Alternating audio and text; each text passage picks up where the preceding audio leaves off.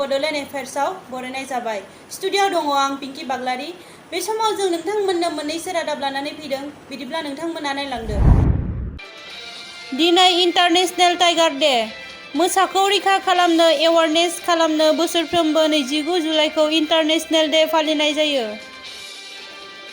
बे बोसोरनि सान फालिनायनि थीमआ जादों "their survival is in our hands". बे सानखौ 2010 मायथाइनि 29 जुलाइआव रासियायाव जागायजेन्दोंमोन। बे सानखौ मोसानि जोबस्रांलांनायखौ नोजोर होनानै जाहाथे थाबावनाय मोसानि संखियाखौ 2022 मायथाइयाव 2 गुन खालामनो थाखाय फालिनाय जादों। बिफां-लाइफां दाननायाबो मोसानि जोबस्रांलांनायनि मोनसे बाहागो, आरो फालांगिनि थाखाय मैहुर खालामनाय, दुखुनांथाव बे बुहुमाव गोमालांनायनि जिबनि मादाव मोसायाबो।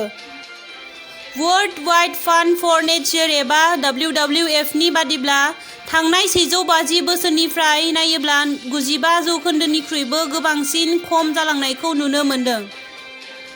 दासिम हाग्रानि मोसानि अनजिमाया गासै बुहुमाव 3900, बिनिनो 3000आ भारत हादराव दं।